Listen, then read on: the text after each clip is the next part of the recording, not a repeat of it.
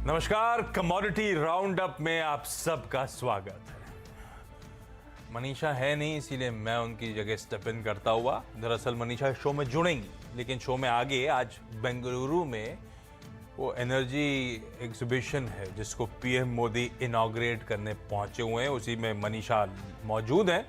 जोड़ेंगे उनको भी, उनसे भी बातचीत होगी। लेकिन आज कमोडिटी राउंड अप में क्या खास है, क्विकली वो बता देता हूँ। कच्चे तेल पे दबाव आ रहा है तो उस पर खास तौर पे फोकस होना है। क्रूड पे दबाव के रीजंस और आगे की चाल पे बातचीत होगी। सोने में करेक्शन आया है, इंटरनेशनल मार्केट्स में अच्छा खासा करेक्ट हुआ। क्या इंडियन मार्केट्स में ये निवेश के सही मौके हैं, इस पर बातचीत होगी। 15 फरवरी से गेहूं ओएमएसएस का दूसरा चरण लागू होगा, तो इस पर भी फोकस करेंगे। क्या गेहूं के दाम काबू में आ पाएंगे? क्या जो रीसेंट हाईज गेहूं ने बनाए थे उसको टच करने की तैयारी कर रहा है? डिटेल में समझेंगे। और मदद करने के लिए आज इस शो कमोडिटी राउंड अप में जो जुड़ चुके हैं स्क्रीन पर आएंगे, जो जुड़ रहे हैं वो भी आपको नजर आएंगे। निर्मल बंग कमोडिटीज के head of commodity research Kunal Shah, LKP securities के वाइस प्रेसिडेंट कमोडिटी और करेंसी रिसर्च जतीन त्रिवेदी। आगे आपको मेटल्स पे फोकस खास तौर पे जो करते हैं प्रिंसिपल कंसल्टेंट साउथ एशिया चिराग शेठ साहब होंगे, और शिवाजी रोलर फ्लोर मिल्स के ओनर अजय गोयल साहब से भी हम इस कार्यक्रम में आगे चर्चा करेंगे। खैर, इस समय कुणाल और जतीन आपको आपकी स्क्रीन पर नजर आएंगे। आप दोनों का स्वागत है। शुरुआत करता हूं जरा कच्चे तेल से। कच्चा तेल हो, सोना हो, एक पहले आपको समझा दूं।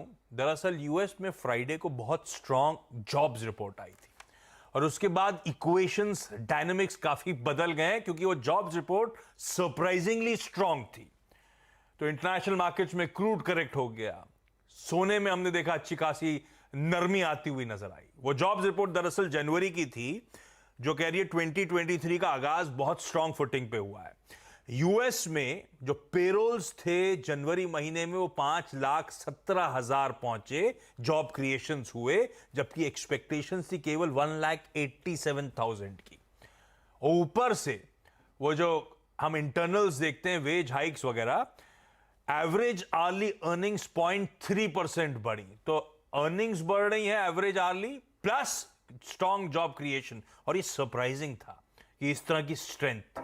फेड ने मेंशन कर रखा था, जेरोमी पावेल साहब की कमेंट्री कह रही थी कि हम स्पेसिफिकली लेबर मार्केट पे अब फोकस कर रहे हैं, और लेबर मार्केट में इस तरह की स्ट्रेंथ, उसको देख के बाजार डर गया है। अक्रॉस एसेट क्लासेस ऐसी नर्वसनेस है। डर यह है कि फेड एक्सपेक्टेशन से ज्यादा हॉकिश रहेगा, ब्याज दरें बढ़ाने का सिलसिला कंटिन्यू रहे, या फिर ब्याज दरें जो कट की एक्सपेक्टेशंस लगी हुई थी वो और इलांगनेटेड साइकिल होती चली जा रही है। इसीलिए आपने देखा है कच्चा तेल पहले करेक्ट हुआ। वो स्ट्रॉन्ग जॉब्स डेटा का क्लियरली रिएक्शन स्ट्रॉन्ग है, क्योंकि डर फिर कि इकोनॉमीज ठंडी पड़ेंगी, यूएस की अर्थव्यवस्था ठंडी पड़ेगी, और क्रूड करेक्ट होता हुआ नजर आया। कुणाल, पहले कच्चे तेल के साथ शुरुआत करी जाए। आपकी रीडिंग कच्चे तेल में जो करेक्शंस आए हैं, और रणनीति आप लोग निर्मल बंग कमोडिटीज में क्रूड को लेकर आप क्या बना रहे हो, क्या लेवल्स वॉच आउट करोगे, और कोई क्लियर कट ट्रेड समझ में आ रहा है क्या? सी ट्रेंड तो डेफिनेटली डाउनसाइड का ही है। ओपेक की मीटिंग में कोई भी प्रोडक्शन कट किया नहीं गया। एक्सपेक्टेशन था मार्केट में 2 लाख बैरल से प्रोडक्शन कट करेंगे, but it didn't happen. Number 1। Number 2, globally सभी इकोनॉमीज अपने इधर क्वांटिटेटिव टाइटनिंग कर रहे हैं। जैसे आपने बहुत अच्छी तरह से समझाया दर्शकों को कि यूएस की जॉब मार्केट, सब बात करें यूएस में रिसेशन की एक साइड पे, और यूएस के जॉब के जो आंकड़े आ रहे हैं वो दिखा रहे हैं कि इकोनॉमी वहां पे स्ट्रांग है। तो अगर इकोनॉमी स्ट्रांग है तो ये जो क्वांटिटेटिव टाइटनिंग हर महीने ये लोग जो $100 बिलियन मार्केट से निकाल रहे हैं, सो कहीं ना कहीं लिक्विडिटी कम हो रही है, और इसी के कारण कमोडिटी में तेजी हो पाना लंबा इम्पॉसिबल लग रहा है टाइम बिंग के लिए। कोई भी कमोडिटी में जो चाइना ओपन अप हुआ उसके कारण तेजी हुआ था, क्रूड वो टाइम पे बढ़ा था $85 वाला, आज सीधा $70 पे आ गया है। सो फंडामेंटल्स क्रूड के मंदी के है। पर आज के दिन हमने लास्ट हफ्ते में तकरीबन 12% की डाउनसाइड देखी है। सो उसके बाद एक पुल बैक आ सकता है छोटा मोटा। 6050 पे अगर आप बाय करते हो तो आपको 6150, 6180 तक के लेवल देखने मिल सकते हैं। फंडामेंटली तेजी नहीं है, ये एक उछाला आएगा, उसके लिए मैं ट्रेडिंग स्ट्रेटेजी रिकमेंड कर रहा हूँ। बाकी अभी भी फिर से 6300, 6350 आता है तो ऑयल बेच के ही काम करना चाहिए। तो कच्चे तेल पे ये कॉल आता हुआ। फंडामेंटल कई सारे रीजंस है वीकनेस के, लेकिन ऑफ लेट जो दबाव आया उसके बाद हो सकता है थोड़ा सा टेक्निकल बाउंस बैक आए, तो 6180 तक की तेजी शायद कच्चे तेल में देखने को मिले। जतीन, एक तरफ ये जॉब्स रिपोर्ट थी, दूसरी तरफ क्रूड में वो मैं पढ़ रहा था यूरोप ऑल सेट है वो रशिया का ऑयल वार और एस्केलेट करने के लिए। मेरे ख्याल से 5 फरवरी वो डेट थी, है ना, जब वो ऑयल एक्सपोर्ट्स पे बैन इफेक्टिव होना था। तो कल वो लार्जली शायद इफेक्टिव हो चुका होगा। आप लोग एलकेपी पे क्या मान रहे हो, लार्जली डाइजेस्टेड है या इससे और डिसरप्शंस इस मार्केट में आने? प्लस एलकेपी क्या कर रहा है कच्चे तेल में? देखिए, कच्चा तेल का ये जो डाउन ट्रेंड है ये डेफिनेटली पचा के रखा है। इस अनुमान से हम चल रहे हैं कि जो डाउनफॉल है वो प्राइसिंग कर रहा है। जो भी इफेक्ट है, जो चाइना का इफेक्ट था वो भी हो चुका है। जो रशियन ऑयल का जो एक्सपोर्ट का जो डिसरप्शन है, जहाँ पर यूरो जो है वो सैंक्शंस जो है वो आगे और कंटिन्यूड रहेंगी, तो इंडिया के यहाँ से जो है थोड़ा सा एक्सपोर्ट जो है वो बढ़ सकता है, क्योंकि जिस तरह से रशियन ऑयल की जो डिमांड है वो ईयू मार्केट से गायब हो रही है थोड़ी। तो इसके मध्य चलते हुए दूसरे देशों के पास से जो एक्सपोर्ट्स है वो बढ़ते हुए देखने मिलेंगे। लेकिन ये जो डिफरेंस है वो धीरे-धीरे एडजस्टमेंट्स होगा। तो अभी भी जो ये प्रेशर जो बना हुआ है वो स्ट्रांगली नेगेटिव साइड पे, क्योंकि ओपेक का जो मेन होता है यहाँ पर स्टांस वो ज़्यादा महत्व रहता है क्रूड ऑयल के लिए। बाकी सबके जो इम्पोर्टेंट हैं वो ज़रूर मार्केट में रहेंगे। लेकिन ओपेक प्लस की जो अपडेट्स जब तक नहीं आती स्ट्रांगली के आगे चलते हुए लैकलस्टर डिमांड के चलते हुए और प्रोडक्शंस कट करेंगे, तब तक इसको सपोर्ट मिलना थोड़ा-सा डिफिकल्ट लग रहा है मुझे। टेक्निकली थोड़ा बहुत बाउंस ज़रूर आ सकता है, यस, क्योंकि प्राइसेस काफ़ी ओवरसोल्ड रहे थे। फ्राइडे के दिन हमने देखा था एक स्ट्रॉन्ग सेलिंग और प्रॉफिट बुकिंग आई थी। तो एक बाउंस बैक ज़रूर आ सकता है, लेकिन मैं वो बाउंस को आने देने के बाद सेलिंग साइड पे ज़्यादा प्रेफ़र करूँगा इस कमोडिटी के अंदर। 6150-6200 के आसपास के लेवल्स मुझे अच्छे लग रहे हैं सेलिंग करने के लिए।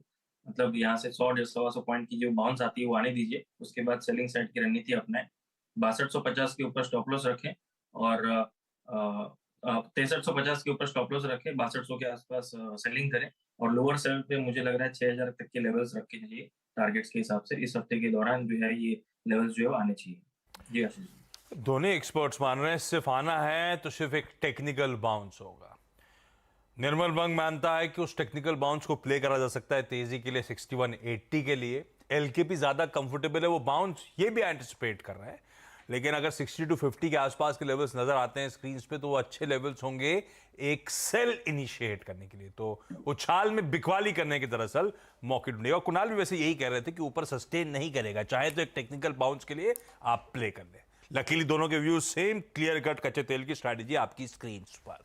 आगे बढ़ रहा हूं, अब आप सोने पे फोकस कर लिया जाए और उस पर बातचीत करने के लिए अब हमारे साथ मेटल फोकस के प्रिंसिपल कंसल्टेंट साउथ एशिया चिराग शेठ भी स्क्रीन पे नजर आएंगे। सोना दरअसल इंटरनेशनल मार्केट्स में बढ़िया करेक्ट करा, मेरे ख्याल से 1925 1930 डॉलर पर आउंस के आसपास फ्राइडे के भाव थे एक समय, और इंटरनेशनल मार्केट्स में 1880 डॉलर्स के नीचे स्लिप हो गया है। इस तरह से सोना इंटरनेशनल मार्केट्स में करेक्ट हुआ है और वजह वही है, जॉब्स रिपोर्ट जो मैंने हाईलाइट करी थी, स्ट्रेंथ है उस जॉब्स रिपोर्ट में। डर है कि ब्याज दरें बढ़ेंगी और राइजिंग इंटरेस्ट रेट एनवायरमेंट सोने के लिए आप सब जानते हैं कंड्यूसिव नहीं है। दूसरा एक और रीजन अब इसी के चलते हुआ कि डॉलर इंडेक्स तगड़ा इंचअप कर गया, वो और दिक्कत की बात सोने के लिए। खैर चिराग, आप लोग की रीडिंग क्या, आप लोग कैसे देख रहे हैं सोने के फंडामेंटल्स और व्यू क्या बना रहे हैं? गुड मॉर्निंग आशीष। जैसे आशीष हम काफी टाइम से कहते आ रहे हैं कि ये जो रैली हमने सोने में देखी थी पिछले 1.5 महीने में वो एक्चुअली अनसस्टेनेबल थी, क्योंकि मार्केट फेड के अगेंस्ट बेट किए जा रहा था। फेड कंटिन्यूसली कह रहा था कि हम इंटरेस्ट रेट इतना जल्दी कट नहीं करेंगे, हम मार्केट की इंटरनल्स देखेंगे जैसे आपने कहा, और उसके बाद हम इसके ऊपर एक व्यू बनाएंगे। हालांकि मार्केट का मानना था कि नहीं, इकोनॉमी शायद वीक है, इसके लिए अग्रेसिवली फेड आगे जाके कट करेगा और मार्केट अपने आप को उसके ऊपर पोजीशन किए जा रहा था। अब जैसे आपने कहा, क्योंकि एक बहुत ही स्ट्रांग जॉब नंबर्स आए, और सिर्फ जॉब नंबर्स ही बहुत स्ट्रांग नहीं, उसके बाद जो आईएसएम सर्विस के नंबर्स आए वो भी बहुत ज्यादा स्ट्रांग थे। अब इसका ये हो गया है कि फेड के जो पीक इंटरेस्ट रेट एक्सपेक्टेशन थे वो 5% के ऊपर चले गए हुए हैं। और दूसरा बात ये कि अब फेड फंड फ्यूचर्स भी ये बता रहे कि शायद एक ही रेट कट होगा, ना कि 2 रेट कट जो पिछले हफ्ते तक चले जा रहा था।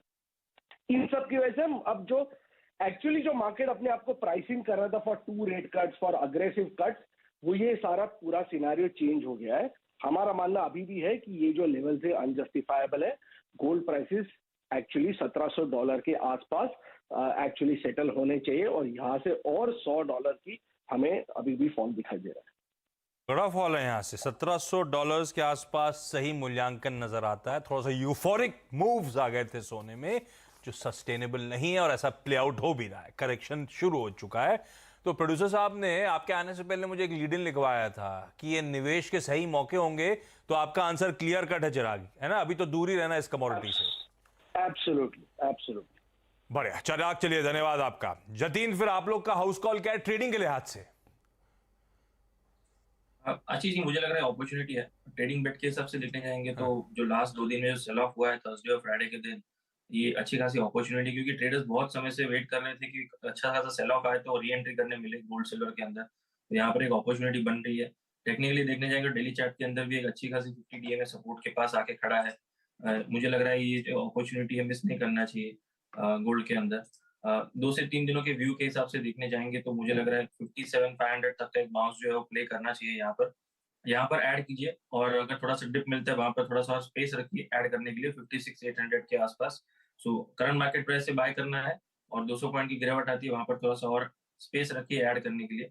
ओवरऑल स्टॉप लॉस जो 56,600 के नीचे बनाकर रखिए, और हायर साइड में 57,500 का लक्ष्य रखिए। इसके पीछे रीजन ये है कि जब भी ये पॉलिसी अपडेट्स आती है उसके बाद थोड़ी सी वॉलेटिलिटी जरूर बढ़ जाती है, लेकिन उसके बाद में ग्रेजुअल पेस से धीरे धीरे नेक्स्ट पॉलिसी तक जो है वो रुझान जो है वो कहीं ना कहीं पॉजिटिव रहता है, क्योंकि ओवरऑल सेंटिमेंट जो है वो ब्रॉडली जो ट्रेंड है वो पॉजिटिव है। यस, डॉलर इंडेक्स का जो चाल है वो कहीं ना कहीं थोड़ी बहुत यहाँ पर एक स्कैरसिटी रहेगी यहाँ पर गोल्ड के लिए, लेकिन मुझे लग रहा है 103.50 के ऊपर डॉलर इंडेक्स का एस्केलेट होना ये थोड़ा सा डिफिकल्ट है, क्योंकि वहां पर वापस से जो है वो सेलिंग प्रेशर जो है देखने मिल सकता है डॉलर इंडेक्स के अंदर। सो ये एक पॉइंट जरूर दिमाग में रखें कि 103.50 के ऊपर डॉलर इंडेक्स अगर देखना ट्रेड करना शुरू करता है तो यस डेफिनेटली कमोडिटीज में सभी कमोडिटीज में प्रेशर बनना शुरू होगा। लेकिन जिस तरह से ट्रेंड चलते आ रहा है, जिस तरह से पॉलिसी की अपडेट्स आती है, तो उसके हिसाब से ये वहां पर बाइंग अपॉर्चुनिटी बनती है, ये मैं मान के चल रहा हूँ गोल्ड के अंदर। जी आशीष। बढ़िया, तो भाई 2 से 3 दिन के लिहाज से सोने में शायद खरीदारी करने के मौके होंगे, एक बाउंस बैक प्ले किया जा सकता है इन लेवल से, या यहां से 200 रुपए ठंडा पड़े 56,800 के आसपास के जोन्स एक्यूमुलेशन के जोन्स हैं। 56,600 का स्टॉप, 57,500 तक के टारगेट नजर आएंगे। डॉलर इंडेक्स को क्लोजली वॉच आउट करना है। जतीन कह रहे हैं 103.5 के ऊपर निकला तो दिक्कतें बढ़ जाएंगी, और 103 के ऊपर, इनफैक्ट उसी के ऊपर के टिक्स पर इस समय आपको डॉलर इंडेक्स कामकाज करता हुआ नजर आएगा। जतिन, धन्यवाद आपका जुड़ने के लिए, बढ़िया तरीके से अपनी स्ट्रैटेजी समझाने के लिए। कुणाल के साथ मैं कंटिन्यू करूंगा, क्योंकि ब्रेक के उस पार जब जाऊंगा तो कुणाल से उस पार एग्री पिक्स भी मुझे लेनी है। लेकिन ब्रेक पे जाने से पहले बेंगलुरु में आज से इंडिया एनर्जी वीक की शुरुआत हो गई है।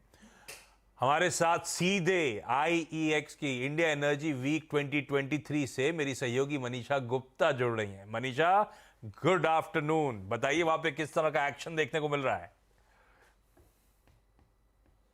जी हाँ, मैं यहाँ पर इंडिया एनर्जी वीक में हूँ बेंगलुरु में, जहाँ पर काफ़ी बड़ी तादाद में लोग यहाँ पर शामिल हुए हैं, चाहे वो कॉरपोरेट्स हैं भारतीय मार्केट से या अंतर्राष्ट्रीय बाजारों से।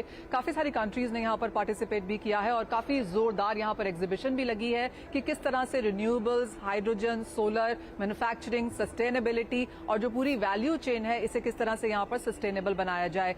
तो क्लियरली जिस तरह का बजट आया जहाँ पर ग्रीन ग्रोथ पे काफ़ी ज़्यादा तवज्जो थी यहाँ पर, उस लिहाज से किस तरह की नई पॉलिसी कैसे रेगुलेशंस बनने चाहिए उस पर भी यहां पर काफी हद तक जोर रहा है। अगर कच्चे तेल की बात करें तो यहां पर 7% की गिरावट हमने पिछले हफ्ते में आते हुए देखी है, और उसके साथ अब कच्चा तेल 3 हफ्ते के लोज पर कारोबार कर रहा है। सिर्फ कच्चा तेल ही नहीं, नेचुरल गैस में यहां पर 21% की गिरावट पिछले हफ्ते थी, और यहां पर 2 साल के लोज पर कारोबार होता हुआ नजर आया है। ओवरऑल अगर एनर्जी पैक पे आप देखें तो कोल के प्राइसेस में यहां पर जोरदार गिरावट देखने को मिली है। यहां पर भी 20% की गिरावट पिछले हफ्ते में और 37% गिरावट इस साल में ऑलरेडी देखने को मिली है। तो ओवरऑल एनर्जी पैक में अच्छा खासा दबाव। तो बाजार ये अब यहां पर डिस्कस करेगा इंडिया एनर्जी वीक में कि किस तरह की डिमांड चाइना से निकल के आ सकती है, रशिया सैंक्शन का इंपैक्ट कैसा रह सकता है, उसके ऊपर ऑफ कोर्स हम आपको लगातार यहां पर खबरें लेकर आते रहेंगे। बिल्कुल, लाइव अपडेट्स वहां से आते रहेंगे। इंडिया एनर्जी वीक का आज आगाज पीएम मोदी इनॉग्रेट करने जा रहे हैं, कुछ ही देर में वो इनॉग्रेशन होगा। उसके बाद दोपहर 3:30 बजे HAL की एक बड़ी हेलीकॉप्टर मैन्युफैक्चरिंग फैसिलिटी का भी इनॉग्रेशन होना है। और इस इंडिया एनर्जी वीक में 650 एग्जिबिटर्स, 34 मिनिस्टर्स दुनिया भर के, और record number of CEOs top energy companies के शिरकत करते हुए नजर आएंगे। मैं ब्रेक ले रहा हूं, ब्रेक के उस पार एग्री कमोडिटीज पे खास फोकस।